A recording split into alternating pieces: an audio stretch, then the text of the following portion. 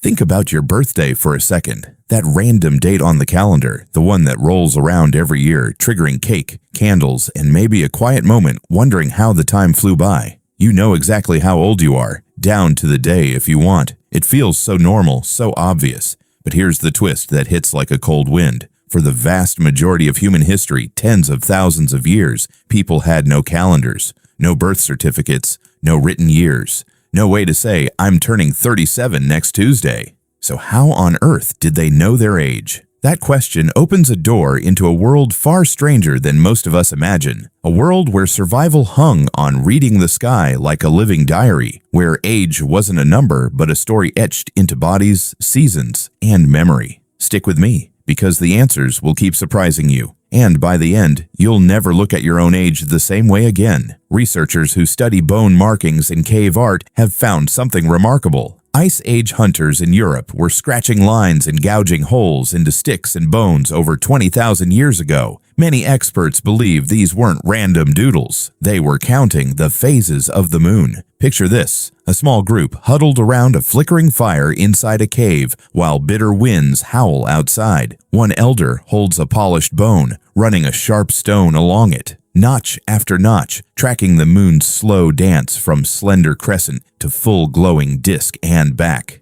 Each cycle roughly 29 days. 12 or 13 of them make a year of changing seasons. And it raises an even bigger question. If they could track moons so carefully, what else were they noticing about the passage of their own lives? The simplest clock wasn't in the sky. It was in their own bodies. Age was marked by life stages, visible changes, and shared memories of big events. A young child might be the one who learned to walk during the Great Flood. A teenager, the girl who killed her first deer last harvest. Elders weren't 75. They were the ones whose hair had gone white like winter frost, whose stories stretched back through countless winters. But here's where it gets interesting. In many cultures, they didn't count exact years at all. Some measured life in winters survived. Making it through one brutal season was worth remembering. Your age wasn't a fixed number, it was a living tally of resilience. Researchers point to ethnographic studies of modern hunter-gatherer groups that echo these ancient ways.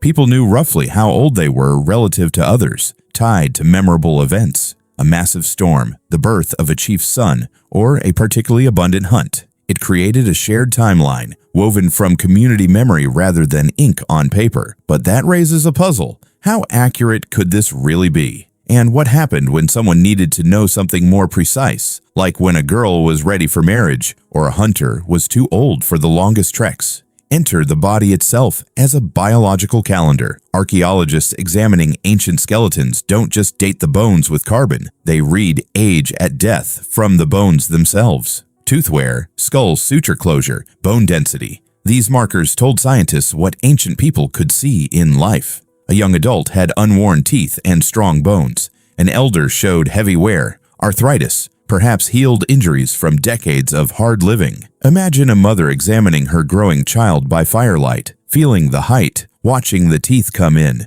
noting the first signs of strength for carrying loads. Some groups developed surprisingly sophisticated systems. The Ashango bone from Africa, with its intricate notches, may have tracked lunar months in detail, possibly even menstrual cycles, linking women's bodies to the moon's rhythm. But the real surprise came from a windswept Scottish landscape. In 2013, archaeologists uncovered what many call the world's oldest known calendar, Warren Field, about 10,000 years old. 12 pits arranged in an arc, carefully shaped to mimic the moon's phases, waxing, full, waning over a year. It even seems to account for the mismatch between lunar months and solar years, with markers for the midwinter solstice to reset the count. Picture Mesolithic people, hunter-gatherers not yet farming, digging these pits with antler tools, maintaining this landscape clock generation after generation. This wasn't casual observation. This was deliberate engineering of time, because knowing the seasons meant knowing when plants would sprout, when animals would migrate, when the world would freeze or thaw. Age tracking was part of the same genius, understanding cycles to prepare for the future. Evidence keeps contradicting the idea that early humans lived only in the moment. They planned across years. They remembered. They anticipated. In ancient Egypt, before their famous solar calendar, people tied time to the Nile's flood and the rising of Sirius. A child's age might be noted relative to the year of the Great Inundation. Romans later used consular years or regnal years, events anchored to rulers or major happenings. What about emotional age?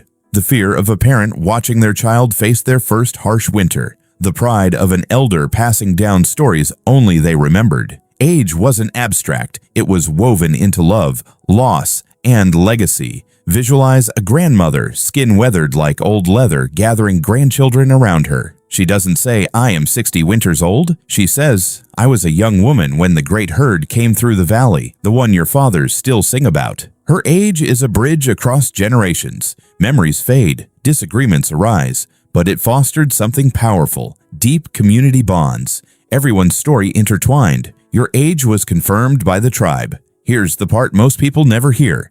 This loose, event-based age tracking persisted in many places long after formal calendars existed. Even in literate societies, precise birth years weren't always recorded for common people. Age was practical. Were you strong enough, wise enough, ready for responsibility? Modern experiments and anthropology suggest early humans had an incredibly attuned sense of time's passage. They lived by biological and environmental rhythms we've largely lost. Circadian cycles, seasonal hormones, the moon's pull on tides and moods. Their age was holistic. Perhaps calendars didn't just free us, they also distanced us from the intimate, embodied awareness our ancestors possessed. Researchers studying cave art see possible astronomical notations going back 35,000 years or more, lines that might mark lunar cycles alongside animal migrations. These were sophisticated observers, not primitives guessing wildly. Imagine standing under a star-filled sky 25,000 years ago. No light pollution, the moon rising fat and bright. A hunter scratches another mark, knowing this full moon brings the salmon run or signals the approach of birthing season for prey. His own life measured against these eternal rhythms,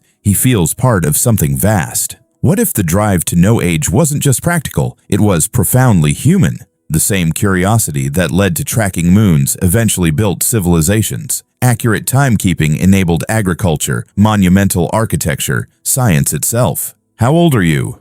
Might still be answered with, "I saw the Great Fire when I was a boy," or "I have grandchildren now." We started believing ancient humans were crude survivors, barely noticing time, but the evidence reveals them as ingenious, observant, deeply connected to the cosmos and each other, sophisticated in ways that humble our gadget-filled lives. Their methods weren't flawed. They were elegant adaptations to a world without writing, relying on sky, body, memory, and landscape, tools every human carried. And here's the part that changes everything. All those notches on bones, those pits in the Scottish earth, they represent not just timekeeping, but hope. The hope that by understanding cycles, you could protect your children, honor your elders, face the unknown with preparation instead of terror. Think back to your own birthday, that moment of reflection. In a strange way, you're participating in the same ancient ritual, marking the passage of your life against larger patterns. The cake, the wishes, the quiet gratitude. It's a thread connecting you to those fire-lit caves and moon-watching ancestors. They didn't need a calendar to feel the weight and wonder of growing older. They felt it in their bones, quite literally, in the stories told around fires, in the changing seasons that mirrored their own journeys from youth to wisdom. So the next time you blow out those candles or notice a new gray hair, pause. You're not just getting older in a modern sense. You're continuing a story that began when the first human looked up at the moon and wondered. We are their descendants, not just in DNA, but in this restless curiosity about time and our place in it. They survived without calendars by paying exquisite attention to the world. Maybe in our rushed lives, we can learn from that, to mark not just years, but the meaningful cycles, the winters overcome, the harvests shared, the stories passed on. Because in the end, knowing your age was never really about the number. It was about knowing you mattered in the grand turning of the world. And that realization, that's timeless.